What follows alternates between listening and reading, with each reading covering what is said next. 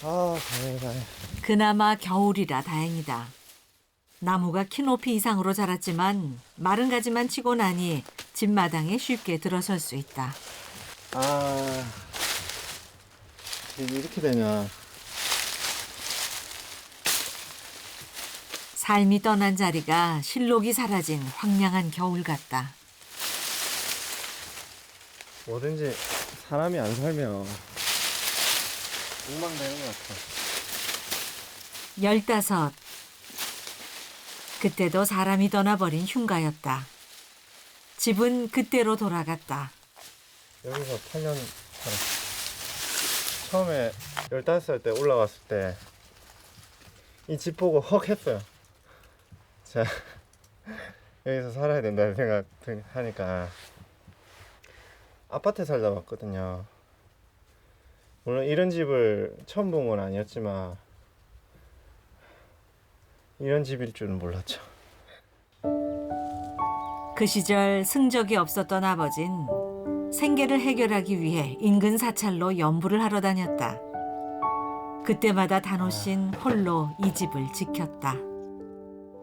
스님이신 분. 다 버려야 돼요. 애틋한 추억들이 남아있는 공간. 네.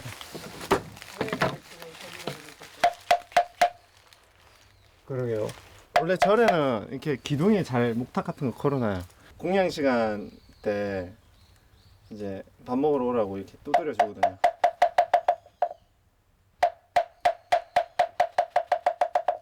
다섯 씨도 목탁 칠 줄 알아요? 맛있었어요. 스님한테 배워서? 예. 그땐 스님 놀이도 재미였다. 마하반야. 그 어린 나이에 아버지를 따라 나선 이유가 뭐였어요? 아버지에 대한 연민이었던 것 같아요. 아버지 혼자 이렇게 산에서 수행하시는 게 너무 안타까워가지고 또 아버지도 또 같이 따라 나와서 이렇게 같이 수련하길 원하셨고 또 그렇게 산에서 같이 마음 맞춰서 이제 공부도 하고 이렇게 하면 뭐든지 잘 될 것만 같았어요 그때는. 우물터 자리인데. 계곡에서?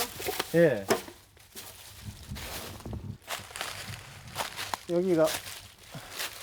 여기 물이 고여요. 여기서 물을 받았어요. 흙 안 들어가게 이렇게 치수구 구멍 막고 이렇게 망 씌우고. 이물이 이제 고이면은 이물을 썼었죠. 이물로 다 빨래하고 씻고 다 했는데 물 끓여가지고. 고생스러웠겠다. 좋은 기억이 별로 없어요. 근데 옛날 사람들은 다 그렇게 살았는데 뭐. 다 그렇게 살았다고 하던데. 뭐 저만 힘들었다는 게 아니라 상대적으로 다른 또래 친구들보다 힘들었다는 거지. 옛날에는 다 이렇게 살았다고 하기 때문에 또 너무 힘들었다고 말하는 것도 우습죠. 은행이 너무 많다.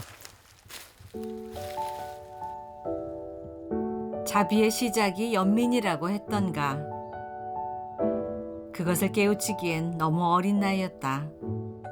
은행나무에 기대어 자신에 대한 연민을 키워가던 20살 무렵 단호 씨는 잊지 못할 사건을 만난다. 은행 죽거나 뭐 모가를 딴다거나 나무를 한다던가 이런 게 일상이었기 때문에 그날도 제가 은행을 이렇게 따고 있었어요. 이렇게 하나하나 떨어뜨려 놓고 이렇게 담고 있었는데 제 나이 또래로 보이는 애들이 갑자기 우르르 몰려오는 거예요. 근데 다들 보니까 다 멀쩡하고 다 잘생기고 잘 꾸미고 여자애들도 있었고 남자애들도 있었는데 다 대학생 같아 보이더라고요. 근데 제가 그때 엄청 힘들었었어요. 왜냐면은 나는 별 제대로 씻지도 않고 옷도 남루하고 머리도 뭐 엉망이는 상태에서 이제 산속에서 이러고 있는데 이렇게 멀쩡한 애들이 이렇게 쭉 모이니까 굉장히 문화 충격이라고 해야 되나? 그냥 혼자 멘붕에 빠졌었어요. 그때부터 이제 제가 검정고시 공부를 했었죠. 아 진짜 이래서는 안 되겠다 해서 산에만 이런 산속 공부만 할 게 아니라 저런 친구들이랑 어울리려면 나도 학교 공부를 해야겠다 해서 검정고시 공부를 했었어요. 독학으로 중등 고등과정의 검정고시를 1년 만에 패스했다. 자기 연민과 열등감이 부추긴 결과였다.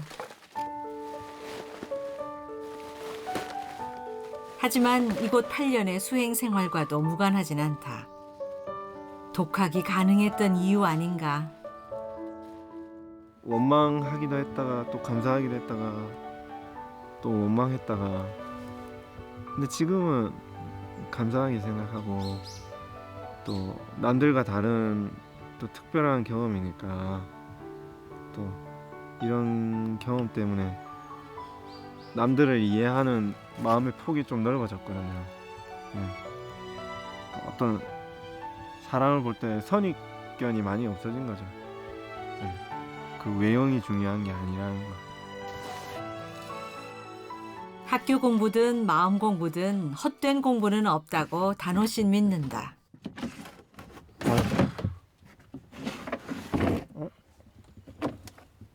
집 정리가 거의 마무리되어 갈 즈음 서랍 속에서 뜻밖의 물건을 발견했다. 전화번호본데 이거 옛날에 이거 제 초등학교 때부터 있었던 것 같은데 이 숫자 000 04개 집에 별일 없음 1244 집에 볼일 있어 꼭 있어요 꼭 오세요. 제 초등학교 때였거든요. 아버지가 그때도 이제 집에 계시다가도 또 다른 산에 이렇게 수련을 가셨어요. 그 당시에는 휴대폰이 없었기 때문에 따로 이렇게 아버지가 전화 오시기 전에는 연락할 방법이 없었거든요. 그때 삐삐라고 하나? 삐삐가 있었어요 그때. 그래서 이제 그 번호를 전송해 준 방식이었던 것 같아요. 뭐 이 번호로 연락해라는 식으로. 그래서 그 아버지 삐삐 번호를 치고 이제 여기 있는 숫자를 치면은 이제 이게 암호인 거죠. 그렇죠. 예. 1111 집에 사고가 있어 빨리 오세요. 뭐 1234 아버지 보고 싶어요. 그럼 그렇게 아버지가 나보고 이렇게 아빠한테 삐삐를 네, 쳐라. 삐삐를 치라고 자주 치라고. 그냥 뭐 소리도 없이 나가시고 그런 분은 아니셨나 봐요. 네, 당연하죠. 왜냐면 뭐 누나들도 있고 한데 뭐 1233 작은 누나 왜 받겠음. 이게 왜 있는 거야? 시시콜콜한 가족사가 암호 속에 담겨 있다. 1234 보고 싶어요. 아버지가 듣고 싶었던 말, 보고 싶어요. 1234 보고 싶어요. 1234를 자주 보냈어야 했는데 저는 그냥 집에서 TV 보고 게임하고 뭐 친구들이랑 논다고 이런 걸 그냥 까맣게 잊었었어요. 가슴이 아프네요. 얼마나 산에서 외로우셨을까. 네. 그땐 결코 알 수 없었던 아버지 마음까지 읽었던 시간. 지고 갈 짐은 가득이지만 마음의 짐은 한결 가벼워졌다. 안녕. 이제 진짜 마지막이야. 지나온 시간들을 돌아보는 건 누구에게나 필요하다. 후회만 가득할 것 같지만 차근차근 되돌아보면 지금의 나를 있게 해준 추억에 감사하게 된다.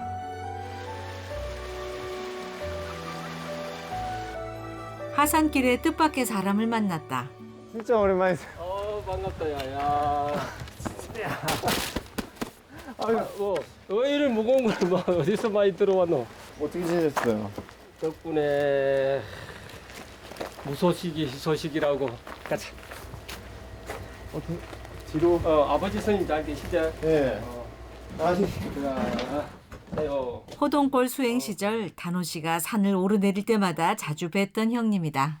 게임하는 도구라든지 이런 것도. 자, 맛있는 차를.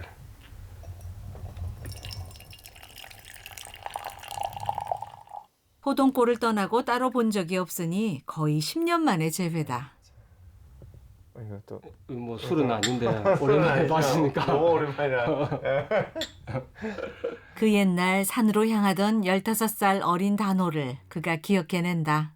그 아버지 스님하고 네 어릴 때 끌고 올라갈 때 네. 네 뒤에서 따라갔잖아. 그 네. 학교 가방 까만 거 메고 그 위에 옷은 이는색 입어서 이는 약간 짙은 갈색 이는 색깔. 예. 너 위에 잠바 걸치고 예. 까만 바지 입고 막 그 기억나. 예. 그래 나는 또 부자지간에 신선이 데려오시나 그런 생각했지. 신기하셨겠어요. 보고 어, 어린애가 왜 스님을 따라가? 그렇죠. 저는 이제 20대 중반에 들어왔는데 그때 이제 우리 단호는 15. 그렇게 어렸으니까 제가 볼 때 야 저번 나보다 나도 그때 상당히 어릴 때 들어온 편이었거든. 25. 제가 들어왔을 때 이제 30살 이렇게 되는 분들이 있었고 35 이런 분들이 있었는데 제가 그 최연소 기록을 가지고 있었는데 최연소 기록을 단번에 이제 누가 딱 등장해서 그 혼자 그 며칠 동안 생각을 했죠. 야 어떤 인연으로 참 오게 되었을까. 걸어가는 뒷모습을 보면서 계곡에서 탁 올려다보면서 기도를 했죠. 승부를 하라고. 도를 깨우치라고. 네, 진리를 찾아라고. 고맙습니다, 선생님. 정말. 이제 뭐 수행 문화에 서로에게 잘 되라고 기도해주는 마음이 수행자의 도리라면 고립된 산중보다 경쟁하며 살아가는 세상에서 더 필요한 것이 수행자가 아닐까. 단호 씨는 생각한다. 돌을 터졌다 이래 하지만 이렇게 조그만한 애기 같은데 이렇게 커가지고 어느 날 이렇게 근사하게 이렇게 크고 열심히 이제 어떤 본인이 생각하는 가치를 추구하고 그런 것들을 보면 굉장히 감동적이죠. 진짜.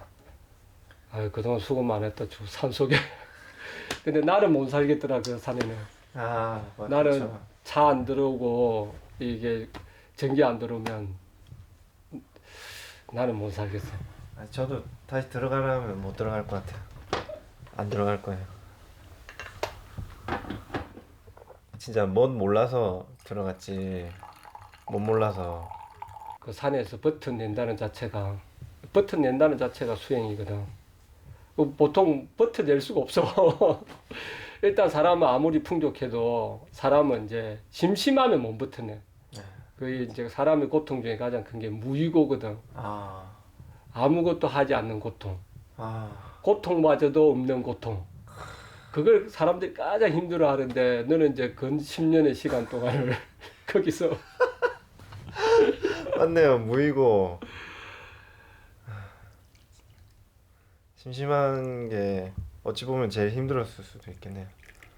그 뭐 배고픈 것도 있었겠지만 심심한 거.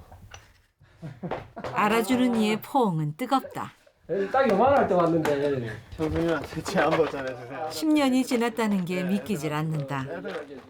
자주 봬요. 이제. 그래. 응. 이제 응. 자주 보자 이제. 예. 들어가세요. 추운데. 갈게요. 아쉽다. 그래. 스님께 꼭 한번 더 뵈라. 네. 오랜 벗은 오랜만에 봐도 따뜻하다. 이제 만나지 않아도 늘 본인이 기도하는 대로 본인이 가고 싶은 대로 이제 잘 갔으면 좋겠다는 이제 그런 마음이 있죠. 오늘 보니까 너무 잘 커주어서 정말 예.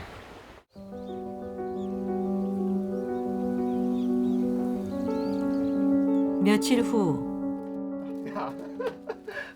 기다려. 기다려. 참아.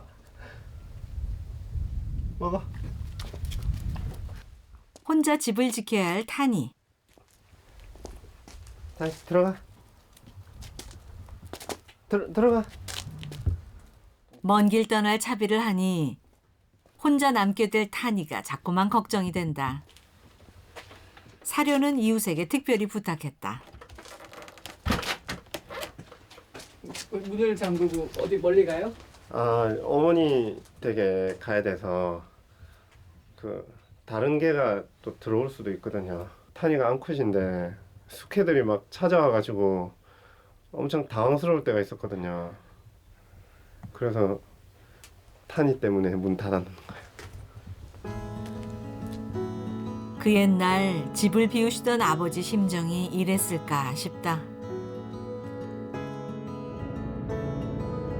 단호 씨의 하산 소식을 가장 기뻐했던 사람이 어머니다. 하지만 이제 와서 같이 살기엔 그가 너무 커버렸다. 누구든 부모로부터 독립할 나이다. 아버지한테만큼은 자주 안 가지만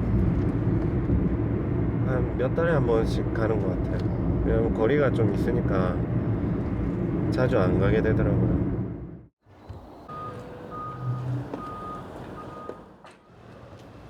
어머니는 주말이면 부산에서 제첩국을 파는 이모님의 식당 일을 돕고 있다. 가정집처럼.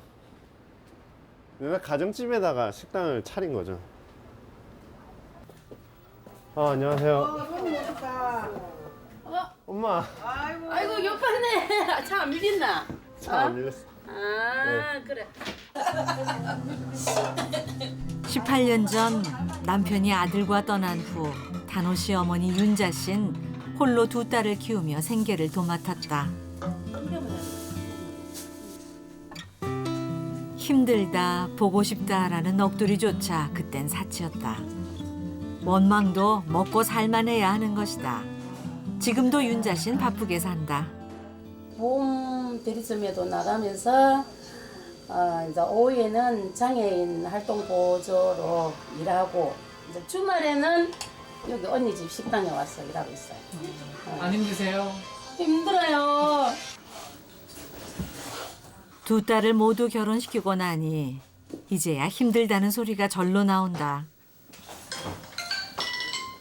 그래도 친정 식구들이 큰 힘이 됐다. 자동차 할머니가 여기 와서 우리 동생은 저 산 끝에 갖다 놔도 사요.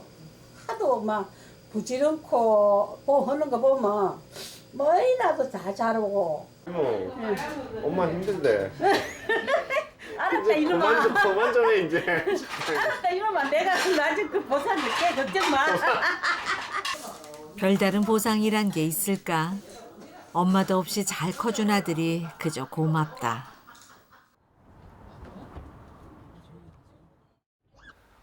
엄마 파래전 좀 해줘. 선도 만들고.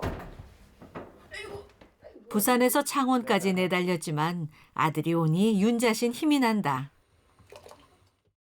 단호 씨가 특별히 좋아하는 해물탕과 파래전도 미리 준비해뒀다. 항상 그래요. 마음이 짠해요. 혼자 사는 것도 마음이 아프고 이제 어릴 적에 나갔으니까 생각하면 항상 눈물 나지. 엄마 바싹 구워주세요. 아, 바싹. 아싸. 네. 꼬지야지. 타기 직전까지. 됐다. 아이고 엄마 이제 먹으면서 하자. 먹으면서. 아. 맛있겠다.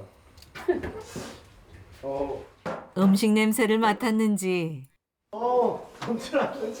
아이고. 가까이 사는 큰 누나와 조카들이 단호 씨를 만나러 왔다. 큰딸 나경 씨가 20살 무렵 아버지가 떠났고 홀로 인생의 파고를 넘는 어머니를 그녀는 고스란히 지켜봤다. 그래 이 맛이야. 엄마 악양으로 내려와. 누가? 같이 살게. 아이고. 엄마 시골 싫잖아. 안 좋아해. 나 시골 좋던데. 엄마는 거기서 못 산다. 차가운 도시 여자. 엄마는 차가운 도시 여자. 왜요? 왜 엄마 차가운 도시네? 엄마는 너무너무 꿋꿋하게 살았잖아. 너무 힘들게. 시골에서? 시골에서 또 태어났고 태어났고 여기서 지금 사는 게 너무 힘들게 살았잖아요. 지금까지. 지금이 최고 행복해요 나는. 어찌 보면 윤자 씨는 늘 지금이 행복한 사람이다. 남편과 살 때도 그랬다. 행복한 기억 없이 어떻게 살 수 있을까? 윤자 씨 나이 23세 31인 남편을 중매로 만났다. 부곡 온천에서 기타리스트로 밴드 주자를 할 만큼 재주도 많았던 사람. 시계 수리공으로도 일했던 남편은 돈벌이도 꽤 좋았다. 가끔 산 수행을 다니는 것 외엔 나무랄 데가 없었다. 이런 사람이 이렇게 변할 줄 상상도 못했죠. 상상도. 새벽마다 일어나서 이거 읽어야 되고 공부를 이걸 해야 되고 그게 지는 절대 안 맞더라고 그게.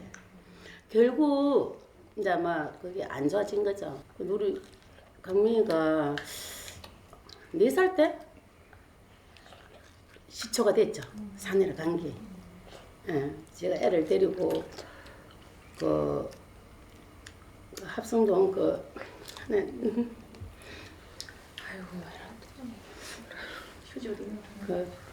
리스토랑 내가 출퇴근을 2년 6개월 했어요. 하늘을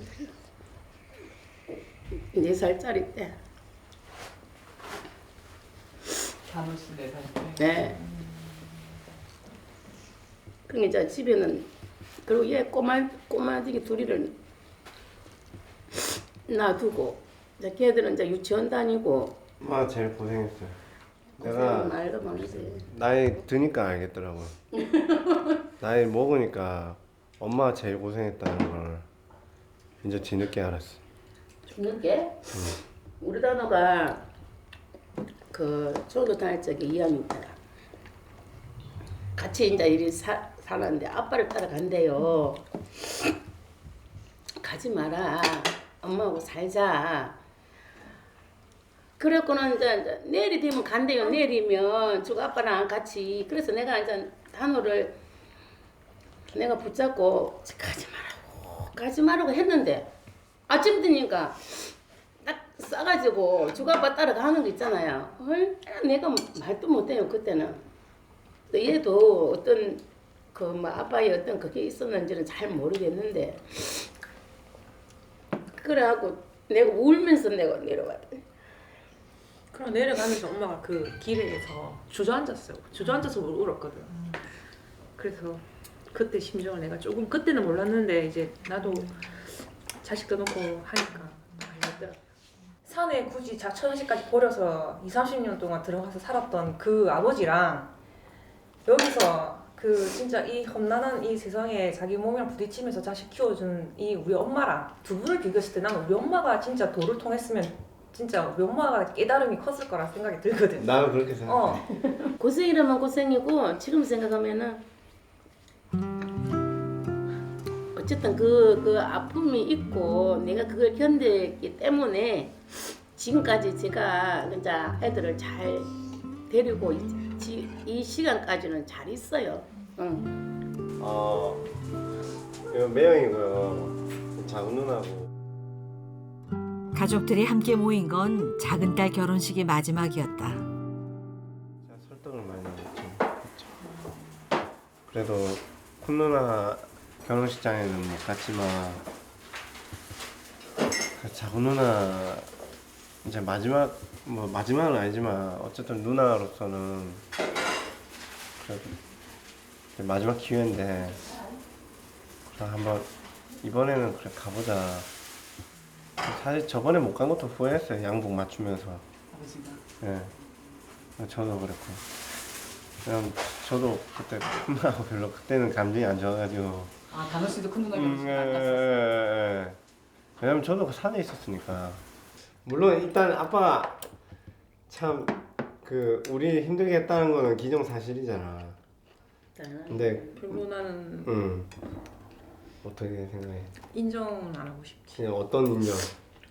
언제 한번 아버지 뵈러 갈 생각 없어? 솔직히 나는 없어. 아버지가 있다면? 뭐가 있다면. 아빠가 누나 보고 싶어 한다면? 나 진짜 이게 유치한지 모르겠는데 내 결혼식 날 아버지가 안 왔거든. 그때 네가 내한테 전달했을 때 뭐랬냐면 직접 찾아와서 인사하고 하면은 와주는 의향은 있다라고 얘기를 했어. 맞지? 근데 나는 그거 안 하려고 해가지고 안 왔잖아. 큰아버지가 오셨잖아. 근데 나리는 찾아갔잖아.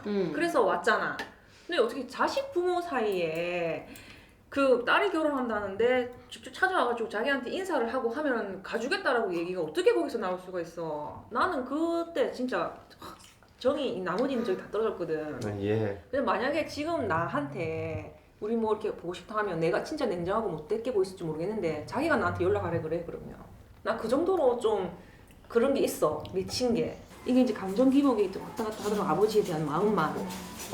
근데 만약에 여동생이랑 뭐 동생이 조금 이번 기회에 그렇게 해보자 하면 자신은 없는데 우리 애들 같이 데려가서 그나마 그냥 우리 애들한테라도 좀 잘해주는 모습 보이면 제가 좀 마음이 열리지 않을까. 단호 씨는 더 늦기 전에 가족들이 만났으면 좋겠다. 마음엔 또다시 풍랑이 이는데 밤처럼 고요한 침묵이 이어진다.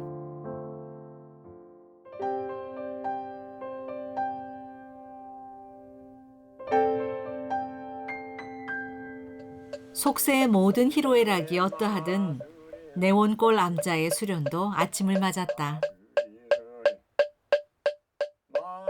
자봉스님에겐 속죄와 참회만이 살 길이다.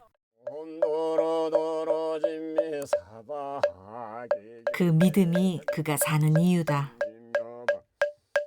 백천만금 난조 아금문견덕수지 원하여라 진실하게 모든 중생들의 죄를 내가 참여한다는 거예요. 이게 보살도의 근본이에요. 왜냐하면 중생과 내가 둘이 아니고 부처가 내가 둘이 아니고 중생과 부처가 둘이 아니기 때문에 모든 중생들의 죄업을 내가 참여하지 않으면 다른 중생들은 어리석어서 안 하니까 내가 하는 거예요. 새벽 3시부터 시작된 아침 공양을 4시간 만에 마쳤다. 정해진 규율 속에 살아야 비로소 평온해진다는 스님을 누가 말릴 수 있을까? 저기 호동꼬리를 거기 있을 때보다는 반찬이 좋은 거예요 이거요. 거기서 참 정말 저는 거의 그냥 지옥 생활이었어요. 그냥 고통이 말도 못했어요. 그래도 그걸 다 참아내야 된다는 거예요.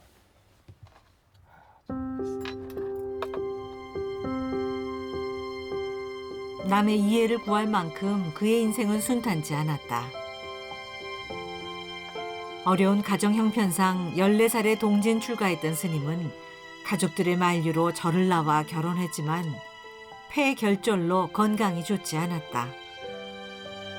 처음 사찰에 들어간 것이 운명이었다면 53 나이에 호동골에서 수행을 시작한 건 살기 위한 선택이었다. 때는 이제 수행 공력이 약해놓으니까 밀려오는 업을 감당을 못하는 거야. 나는 울고 그랬어요. 나는 그냥 고통스럽잖아. 완전히 무슨 전기고문 받는 느낌 정도. 그게 참다보다 도저히 못 견디니까 내가 그냥 부처님이 그렇게 원망스럽더라고 갑자기. 내가 뭔 잘못했다고 이런 고통이 나요. 그게 이제 철없는 아이의 마음이에요.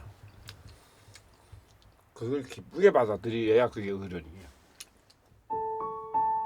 가족들조차 건사할 수 없는 그에게 삶은 늘 안개 속처럼 미궁이었다.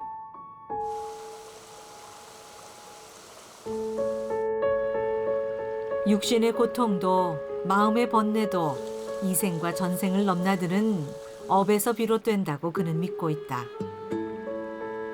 누구나 지키고 싶은 가치를 무너뜨리면 존재의 이유 역시 사라지는 게 인생이다.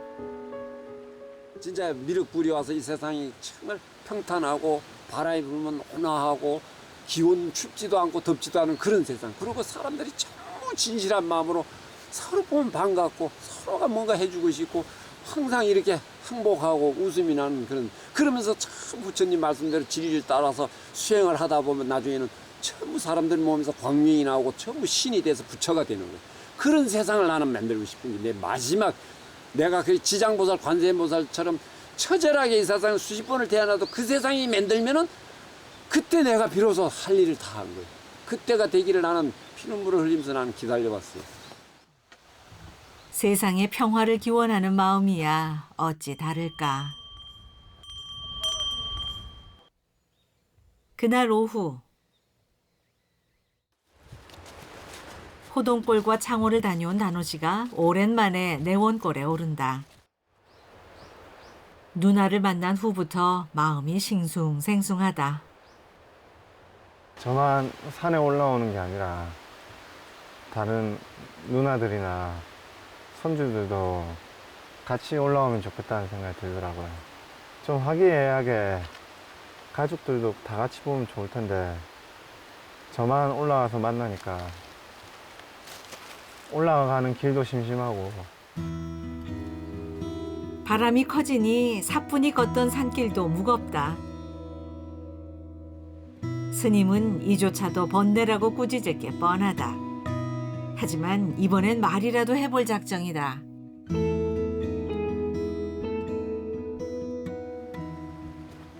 단단히 결심하고 올라왔는데 선생님, 분위기가 심상치 않다. 선생님 왜 네, 안녕하세요.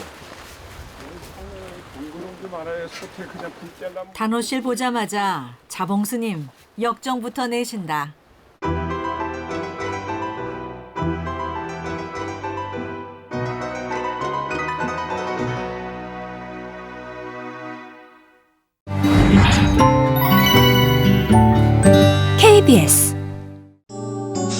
KBS KBS 한국방송